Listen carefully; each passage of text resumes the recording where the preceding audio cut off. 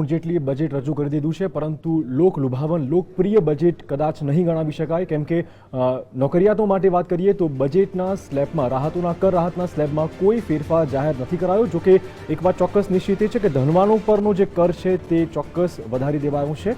આ ઉપરાંત જે નાની જોગવાઈઓ છે તેની વાત કરીએ તો જે જોગવાઈઓ છે એમાં ઇન્કમટેક્સના સ્લેબમાં કોઈ ફેરફાર નથી. કાળા નાણાં માટે વોલિયન્ટરી ડિસ્ક્લોઝર સ્કીમ સરકાર લાવી રહી છે. ઇન્કમટેક્સના સ્લેબમાં કોઈ ફેરફાર સરકારે જાહેર નથી કર્યો.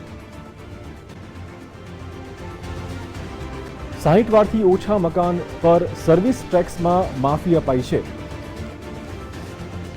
50 લાખનું મકાન ખરીદદારને વ્યાજ પર 50,000ની છૂટ મળશે. ઘરનું સ્વપ્ન કદાચ આ રીતે સાકાર કરવાનો પ્રયત્ન. પહેલીવાર મકાન ખરીદનારને વ્યાજમાં 50,000 વધારાની છૂટ આપવામાં. જે પહેલીવાર મકાન ખરીદશે તે લોકોને વ્યાજમાં છૂટ. ધનવાનો પર ચોક્કસ ટેક્સ સરકારે વધાર્યો છે. સોના અને હીરાના ઘરેણાં મોંઘા થયા છે. 10 લાખની વધુની કિંમતની ગાડીઓ પણ હવે ખરીદવી ધનવાનો માટે મોંઘી બનશે. 1 કરોડથી વધુની આવકવાળાઓ પર સરચાર્જ 12%થી વધારી 15% કરી દેવાયો છે. એસયુવી કાર પર ટેક્સમાં 4%નો વધારો કરાયો છે. આ ઉપરાંત પેટ્રોલ અને સીએનજી કાર પર 1%નો સેસ સરકારે વધાર્યો છે. ડીઝલ કાર પર 2.5%નો કર વધારો છે. તમામ પ્રકારની કાર ચલાવવી હવે મોંઘી બનશે. પેટ્રોલ સીએનજી કાર પર 1%ના સેસની જાહેરાત કરાઈ છે. તમામ પ્રકારની કાર આ રીતે સરકારે મોંઘી બનાવી છે. 10 લાખથી વધુની કિંમતની ગાડીઓ પર 1% સરકાર સેસ વસૂલશે. બીડી સિવાયની તમામ તંબાકુની પ્રોડક્ટ પર એક્સાઇઝ ડ્યુટી સરકારે વધારી છે. 10 લાખના વિવાદિત કર પર કોઈ પેનલ્ટી હવે વસૂલાશે નહીં. તંબાકુની પ્રોડક્ટ પર 15%નો ટેક્સ. હીરા અને કિંમતી પથ્થરો પર પણ સરકારે ટેક્સ વધાર્યો છે. ક્યાંક ને ક્યાંક startup India, standup India, make in India તમામ પડઘા ચોક્કસ સંભળાયા. આખા આ બજેટ દરમિયાન સોના અને હીરાના ઘરેણાં મોંઘા બન્યા છે. કોલસા પર પ્રતિ ટન 400 રૂપિયાની ક્લીન એનર્જી ટેક્સ લગાવાયો છે. શેર માર્કેટના ઓપ્શન્સમાં ટ્રાન્ઝેક્શન ઉપર એસપીટી વધારવાની જાહેરાત કરાઈ છે. કાળા નાણાં માટે વોલિયન્ટરી ડિસ્ક્લોઝર સ્કીમની સરકારે ઘોષણા કરી છે.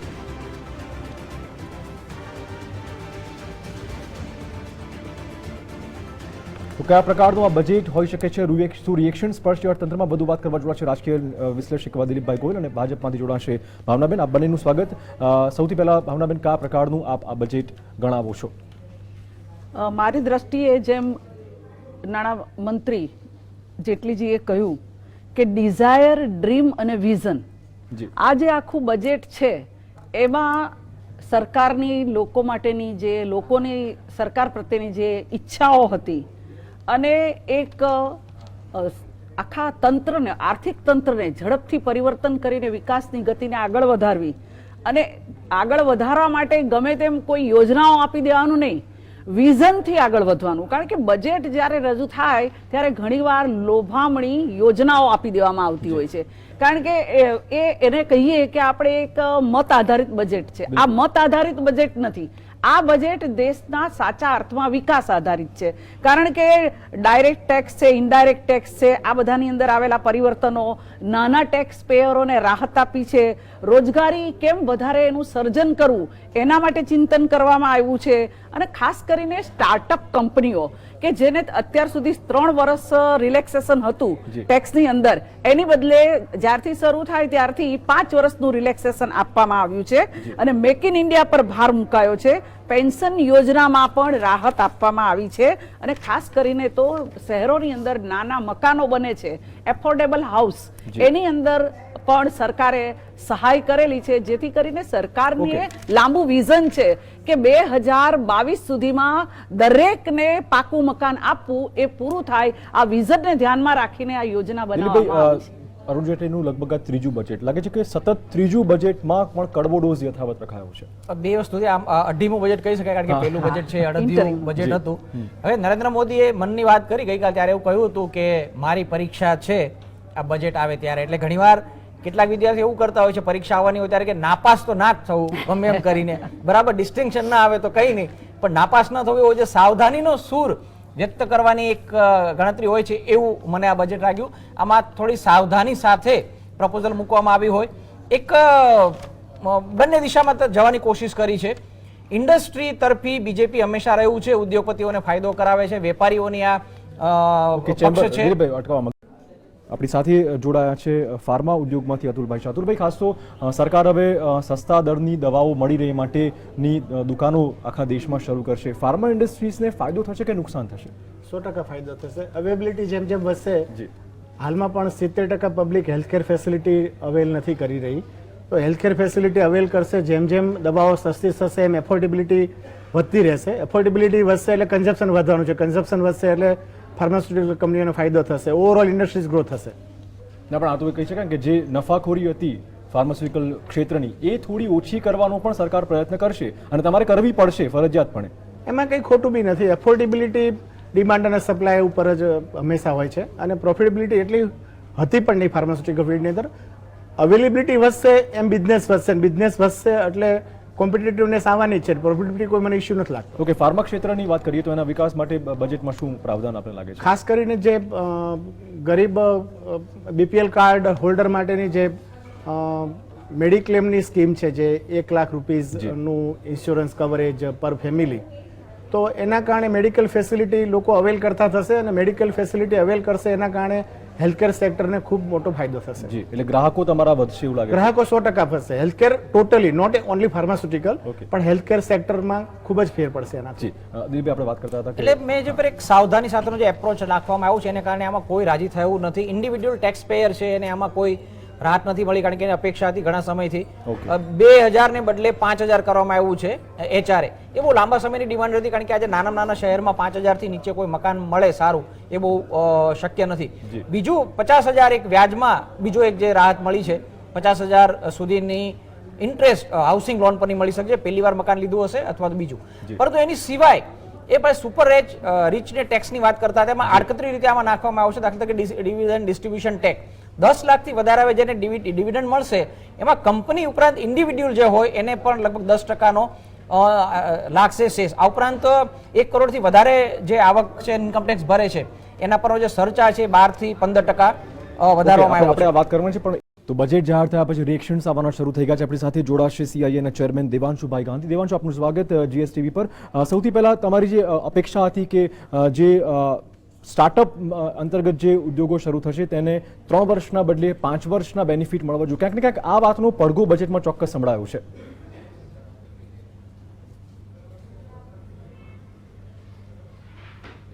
હા, એ વાત ચોક્કસ છે કે સ્ટાર્ટઅપને થોડા બેનિફિટ તો આપવામાં આવેલા જ છે અને ઓવરઓલ આમ જોવા જઈએ તો લોંગ ટર્મ પ્રોસ્પેક્ટિવથી આ બજેટ સારું છે.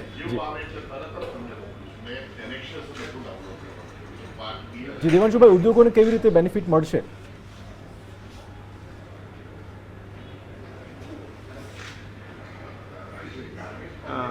ઉદ્યોગોને આમ જોવા જઈએ તો ઉદ્યોગોને આમ ઘણી અત્યારે કહેવું મુશ્કેલ છે, કારણ કે અમુક એનેક્સ્ચર્સ ને બધું વાંચવા પડશે પછી વધારે ખ્યાલ આવશે. પણ જે રીતે એ લોકોએ ઇન્ફ્રાસ્ટ્રક્ચર સેક્ટરને પ્રાધાન્ય આપ્યું છે, જેમ કે નેશનલ હાઈવેમાં પણ એ લોકોએ ટોટલ આઉટલે 97,000 કરોડનું કરેલું છે, એમાંથી 15,000 બોન્ડમાંથી આવશે, 55,000 કરોડ સેન્ટ્રલમાંથી ને બાકી સ્ટેટ ગવર્મેન્ટ કોન્ટ્રીબ્યુટ કરશે. એ ઘણું સારું સ્ટેપ છે. ઓકે દેવાંશુભાઈ, ખાસ જે અને એ સિવાય જેમ રૂરલ ઇકોનોમી માટે જે ક્રેડિટ લિમિટ વધારી 8.5 લાખ કરોડથી 9 લાખ કરોડની ક્રેડિટ લિમિટ વધારી એ ઘણું સારું છે. પ્લસ એને એ સિવાય પણ મનરેગા સ્કીમમાં પણ જે 30,000 કરોડ પહેલાં એલોકેટ થયેલા એની જગ્યાએ 38,500 કરોડનું પ્લાન કરેલું છે, ઘણું સારું છે. ટૂંકમાં દિલીપભાઈ, ગ્રામ્ય ઇકોનોમી ચોક્કસ ફોકસમાં રહી આ વખતે. નહીં, હું એ જે કહેવાય માંગુ છું જે સાવધાનીનો એપ્રોચ છે એને કારણે કેટલાક વિરોધાભાસ ઉભા, કારણ કે એમણે સીઆઈઆઈના નિષ્ણાંતે વાત કરી કે નરેગામાં સૌથી મોટું એલોકેશન થયું. હવે આ એક વસ્તુ એવી હતી જેની સામે ઉદ્યોગ વચ્ચે વિરોધ કરતો હતો, એવું કહીને કે નરેગાને કારણે ગ્રામીણ વિસ્તારમાં જે મજૂરી મળે છે, એટલે મજૂરી એકચ્યુઅલી ખાડા ખોદવા માટે થઈને પૈસા જે નાખી દેવાની વાત થતી હતી, એ યોજના નો વિરોધ થતો હતો અને ઇન્ડસ્ટ્રીને એને કારણે કારીગરો નથી મળતા સસ્તા, એને કારણે ઉદ્યોગ જ્યારે એનો વિરોધ કરતો હતો ત્યારે ભાજપનો સૂર એવો હતો કે અહીં પૈસા વેડફાઈ રહ્યા છે. હવે આજે એ જ યોજનામાં ગયા વખતે પણ એને કન્ટિન્યુ કરવી પડી હતી, એટલું નહીં આ વખતે એ યોજનામાં ફાળવણી વધારે કરવી પડી છે. એનો મતલબ એ થયો કે જે વસ્તુને તમે બિન પ્રોડક્ટિવ રોકાણ કરતા હતા એમાં તમે પોતે વધારો કર્યો છે. એટલે એક તરફ અને બીજું આ વખતે જે વાત કરી છે કે કૃષિ તરફ ધ્યાન આપવામાં આવ્યું છે અને ગ્રામીણ રોજગારી વધે, ગ્રામીણમાં ક્રેડિટ વધે, એ બંને તરફ ધ્યાન આપવામાં આવ્યું છે. એ આશા એ હતી કે ઉદ્યોગોને રિવાઇવ થાય. અત્યારે સૌથી વધારે જરૂર એ છે કે એક એવા પોઈન્ટ ઉપર ભારત આવીને ઊભું છે કે જ્યારે થોડો ઘણો મંદીનો માહોલ છે વિશ્વમાં અને ભારત પોતે સ્ટેબિલિટી જાળવી શક્યું છે ને એક મોમેન્ટમ રાખ્યું તો એ મોમેન્ટમમાંથી એક આપણે જમ્પ મારવા મળે. દાખલા તરીકે જે સર્વે રજૂ થયો એમાં ચીફ ઇકોનોમિક એડવાઇઝર છે સુબ્રમણ્યમ, એણે પણ ઉલ્લેખ કર્યો હતો કે ભારત આજે એક એવા ત્રિભેટે આવીને ઉભો છે કે અહીંયાથી ભારતને જમ્પ મારવાની એક તક છે ને ડબલ ડિજિટનું જેવું આપણે લાંબા સમયથી સપનું જોઈએ છે કે આપણો ગ્રોથ રેટ છે ડબલ ડિજિટ થાય. એના માટે મેજર રિફોર્મ લેવાની જરૂર હતી, એક સ્પષ્ટ દિશા સૂચનની જરૂર હતી. દિશા સૂચન અત્યારે અહીં નથી લઈ શકાયું. એક તરફ પોપ્યુલસ થવાની કોશિશ કરવામાં આવી છે, ગ્રામીણ વિસ્તાર અને કૃષિ વિસ્તાર તરફ ધ્યાન આપવાની કોશિશ કરી, એની સામે ઉદ્યોગોને કેટલાક ન ગમે એવા પગલા પણ લેવાય. એટલે તમે ઉદ્યોગને આજે રાજી નથી કરી શક્યા, સંપૂર્ણપણે ગ્રામીણ અને કૃષિ ઉદ્યોગને તમે રાજી નથી કરી શક્યા. ઇન્ડિવિડ્યુઅલ ટેક્સ પેયર જે છે એમાં પણ રાજી નથી કરી શક્યા. એનો જે બેઝ વધારવાની વાત હતી કે તમે રેટ ઓછા કરો અને એનો તમે બેઝ વધારો, જે લોંગ ટર્મ આખી કરવાની વાત હતી. એટલે આજે 3 અલગ અલગ સેક્ટર છે, ત્રણેયમાંથી એક પણ સેક્ટર ઉપર એક ક્લિયર ફોકસ ન હોવાને કારણે મને લાગે છે ત્રણેય સેક્ટરમાં થોડી નિરાશા ફુગાવાની ચિંતા ચોક્કસ ભવશે. ભાવનાબેન, સર્વિસ સેક્ટરમાં જે રીતે 0.5% સેસ, કૃષિ સેસ લગાવાયો છે, સર્વિસ ટેક્સમાં જે પણ દાયરામાં વસ્તુ આવે છે તે તમામ 0.5% સુધી મોંઘી બનશે, એટલે ફુગાવો વધશે એવું લાગે છે? સ્પષ્ટ રીતે ફુગાવો વધશે. હજી એની ઇફેક્ટ કેવી થાય છે એ આપણે જોવું પડે. ફુગાવો વધશે જ એવું અત્યારથી કહી ન શકાય, પરંતુ જે રીતે એલોકેશન થયું છે બજેટનું જે ક્ષેત્રની અંદર, એમાં ખેતી છે, ઇન્ફ્રાસ્ટ્રક્ચર છે, નાના ઉદ્યોગો છે, એની ઉપર ખૂબ ધ્યાન આપવાનું છે. વધારે સારું વાત તો મને એ લાગી કે 3 લાખ ટેક્સ કેસ પેન્ડિંગ છે અને આ પેન્ડિંગ ટેક્સ કેસો છે. આપણે જાણીએ છીએ કે બ્લેક મની રિમૂવ કરવા હશે તો કંઈક તો યોજના કરવી જ પડશે. તો આ ટેક્સ પેન્ડિંગ છે એને ઝડપથી એનો ઉકેલ લાવવા માટે, એના ડિસ્પ્યુટ્સ ઘટાડવા માટે ડિસ્પ્યુટ્સ રિઝોલ્યુશન સ્કીમ બનાવવામાં આવી છે અને એના માટે એક હાઈ લેવલ કમિટી બનાવવાની છે. અને બીજું એક પ્રાવધાન એ કરવામાં આવ્યું છે કે કાળું નાણું જો હશે તમારી પાસે, તમે છુપાવશો અને પછી જો ખબર પડશે તો એનો દંડ પણ 50% જેટલો લેવામાં આવશે. એવું છે કે આ ગુજરાતમાં પણ આપણે ઇમ્પેક્ટ ફીના નામે આની બહુ ખરાબ અસર જોઈ છે. બીજેપી એવું તમને મેસેજ આપે છે કે તમારે કોઈ ચિંતા ન કરો, તમે અત્યારે ગેરકાયદે કામ કરી દો, તમને ભવિષ્યમાં થોડો દંડ કરીને તમારું બધું રેગ્યુલરાઇઝ કરી દેશો. આ એકવાર આપણે આપી ચૂક્યા છીએ. ચિદમ્બરમના વખતે આપણે આ પ્રકારની સ્કીમ આપી ત્યારે એવું કહેવાયું હતું કે આ લાસ્ટ ટાઈમની સ્કીમ છે, આના પછી નહીં આપીએ. આજે ફરી આપી છે અને માણે આપણે ફરી એકવાર એવો ઇશારો કરી રહ્યો છે કે તમે ટેક્સ ચોરી કરો, કાળું નાણું એકઠું કરો, વળી પાછા તમને 10 કે 15 વર્ષ પછી બીજેપીની નહીં હોય તો અન્ય કોઈની સરકાર આવશે, એ સરકાર તમને માફી આપી દેશે. એટલે આ એક અપેક્ષા એ હતી કોંગ્રેસની સરકાર ગયા પછી સંપૂર્ણપણે પોતાના બહુમતીને આધારે જે સરકાર આવી છે નરેન્દ્ર મોદીની, એની પાસે હિંમત ભર્યા પગલાની અપેક્ષા હતી.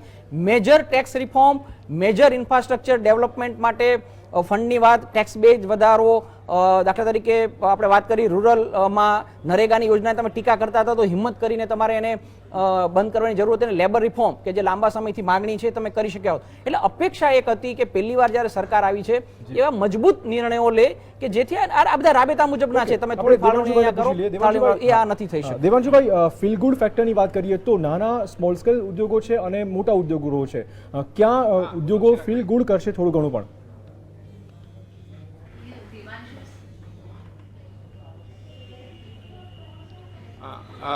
જી, અત્યારે કહેવું થોડુંક મુશ્કેલ છે કારણ કે આ વખતે વિત્ત મંત્રીએ જેમ વાત કરી કે બધું એનેક્શર્સ બધા વાંચવાનું છે, એટલે એ બધા સ્ટડી કર્યા પછી જ વધારે ખ્યાલ આવશે કે સ્મોલ મીડિયમ એન્ટરપ્રાઇઝ. પણ જે રીતે જોવા જઈએ છે તો એક સર્વિસ ટેક્સ ઉપર જે 0.5% એ જે વધાર્યો એ થોડુંક બરાબર સ્ટેપ લાગ્યું નથી. એનાથી થોડુંક લિક્વિડિટી માર્કેટમાંથી ઓછી થશે એવું અમારું માનવું છે. ફુગાવો પણ ચોક્કસ વધશે દેવાંશુભાઈ?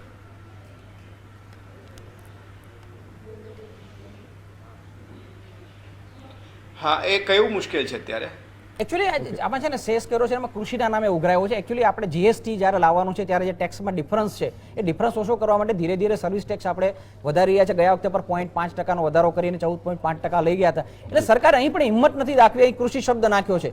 કૃષિ માટેનો સેસ, આમાંથી જે સેસ ઊભી થાય એ આપણે કૃષિ માટે વાપરીશું. એટલે કમસે કમ નરેન્દ્ર મોદીની સરકાર પાસે એ અપેક્ષા હતી કે આ પ્રકારનું પોપ્યુલિઝમ કે શબ્દો ચોરવાની કે શબ્દોને બહુ ઝૂંપાળા કરવાની જરૂર નથી. સ્પષ્ટપણે કહી શક્યા હોત જીએસટી માટેની જે આજે સમાધાન યોજના છે, આપણે ગુજરાત સરકારના બજેટમાં પણ જોયું તો સમાધાન યોજના આવી છે. અને એનું કારણ એ છે કે જ્યારે જીએસટી આવી રહ્યું છે ત્યારે જેટલા બી ડિસ્પ્યુટ વાળા વાત છે એ ઝડપથી એનો ઉકેલ આવે અને નવું આપણે જે જીએસટીનું આખું સ્ટ્રક્ચર લાવવાના છે એમાં વેપારીઓ ગોઠવાઈ શકે એ માટેની આખું જે મિકેનિઝમ છે એને માટેની આ કોશિશ છે. પણ સીધી વાત થઈ હોત, ટુ ધ પોઈન્ટ વાત કરી હોત અને પોતે ખરેખર કઈ દિશામાં જવા માટે કન્ફ્યુઝ નથી, એ કન્ફ્યુઝ આમાં થાય છે કે ફરી એકવાર બે જે રાજ્યોના ચૂંટણીના પરિણામો આવ્યા એ પછી જે રીતે ગુજરાત સરકારની બજેટમાં આપણે જોયું હતું કે અચાનક ગામડું યાદ આવી ગયું હતું, અચાનક ખેડૂતો યાદ આવી ગયા હતા, અચાનક ગરીબો યાદ આવી ગયા હતા, એવું ફરીથી નરેન્દ્ર મોદીની સરકારમાં પણ થયું છે. એ જે કન્ફ્યુઝન ઊભું થયું છે મને લાગે છે એનું રિએક્શન આ વધારે આવી રહ્યું છે. અતુલભાઈ, ઓલ ઓવર જોવા જઈએ તો કયા પ્રકારનું બજેટ ગણાવી શકાય?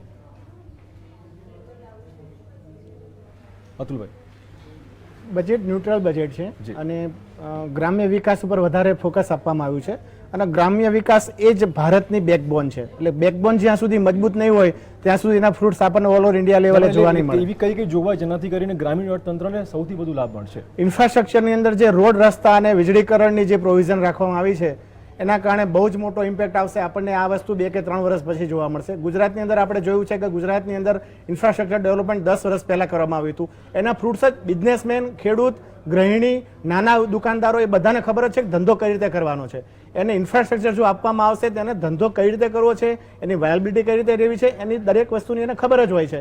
એટલે ઇન્ફ્રાસ્ટ્રક્ચર હું માનું ત્યાં સુધી બહુ કી રોલ ભજવતું હોય છે. આ બધા ભાવનાબેન, આપણે ગુજરાતમાં પણ છે ને રસ્તા ઉપર ખાસી આ વખતે મોટી ફાળવણી કરી છે. એટલે અમે તો એમ કહીએ છીએ, અમે તો એકચ્યુઅલી વખાણ કરીએ છીએ કે ગામડાના રસ્તા સુધરતા હોય, ગામડાની ઇકોનોમી સુધરતી હોય. બીજેપી આ વસ્તુ ખુલીને કરતી હોય તો ઉલટા વધારે આવકાર મળશે. નહીં, પહેલી વાત તો આપે એક વસ્તુ ધ્યાન દોર્યું કે ભાઈ મનરેગાનો વિરોધ કરતા હતા અને એ જ મનરેગામાં વધારે અત્યારે તમે નાણાં ફાળવ્યા છે. પણ જ્યારે યુપીએ સરકાર હતી અને જે મનરેગા જે રીતે ચાલતું હતું એમાં ઘણો બધો ફેર થયો છે. યુપીએ સરકાર માત્ર ખાડા ખોદાવાનું કામ કરતી હતી, બિન ઉત્પાદકીય રોજગારી એમાં હતી. જ્યારે હવે જે કઈ સરકારી ઇન્ફ્રાસ્ટ્રક્ચર છે એની અંદર આ મનરેગાના કારીગરોને, કામદારોને રોજગારી આપવામાં આવશે એટલે પ્રોડક્ટિવ થશે. એટલે એક બાજુ એમને રોજગારી મળશે અને બીજી બાજુ સરકારનું કામ આગળ વધશે. રહી વાત જીએસટીની, આપ જાણો છો કે જીએસટી પાસ કરવું અમે ખૂબ નિર્ણય લીધેલો છે કે ના એ કરવું જ જોઈએ, અમે માનીએ છીએ. પરંતુ આપ એક રાજકીય સ્થિતિ જાણો છો બંધારણીય કે લોકસભાની અંદર તો અમારી પૂર્ણ બહુમતી છે, પાસ થઈ ગયો છે, પરંતુ રાજ્યસભાની અંદર અટકી જાય તો એ અંગે એ વિચારીને પણ અમારે ટેક્સીસ અંગેના આ નિર્ણયો લેવા પડ્યા છે. અલગ અલગ ચિંતાનો વિષય એ બેંકોની વધતી એનપીએ હતી. દેવાંશુભાઈ, ખાસ બેન્કિંગ ક્ષેત્ર ફરી ઊંચું આવે એ માટે ચોક્કસ પ્રાવધાન કહી શકાય બજેટમાં?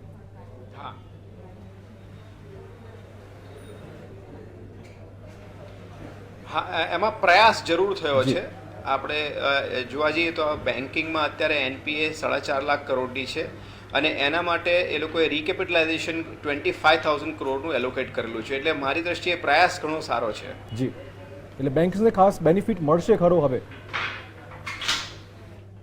એક અપેક્ષા પ્રમાણે હતું, કારણ કે જે હિસાબી આ વખતે ચેન્જીસ કરવામાં આરબીઆઈને કારણે આરબીઆઈ કહેવું આવ્યું હતું બેંકોને કે તમે તમારી જે એનપીએ છે એની તમે હિસાબી વ્યવસ્થા કરો. એને કારણે આ વખતે બધા જ જે સરકારી બેંકો છે એના નફામાં બહુ મોટા પાયે કડાકો બોલ્યો છે, હિસાબો એના જે હોય છે એટલે એને કારણે આજે 25,000 કરોડ છે. આમ રકમ લાંબી રખાય કે 4.5 લાખ કરોડની વાત છે. એ બેન્કિંગમાં સુધારામાં એ જરૂર છે કે ઝડપથી દેવું છે વસૂલ કરવામાં. એમાં પણ એક પ્રોવિઝન આ વખતે કરવામાં આવ્યું છે. બેન્કરપ્સી માટે આપણે ત્યાં બહુ સ્પષ્ટ કાયદો નથી. અમેરિકામાં અલગ પ્રકારે અને યુરોપના કેટલાક દેશો છે ત્યાં બેન્કરપ્સી માટે અલગ પ્રકારના કાયદા છે, એમાં થોડી વધારે ફ્લેક્સિબિલિટી છે. એનો પણ આમાં ઉલ્લેખ કરવામાં આવ્યો છે. એની વિગતો થોડી વધારે સ્પષ્ટ થાય તો કદાચ મને લાગે છે એના તરફ આપણે વાત કરીશું નોકરિયાત વર્ગના ફાળે આખરે શું આવ્યું છે. પરંતુ તે પહેલા સમય થઈ ગયો છે એક નાનકડા બ્રેકનો.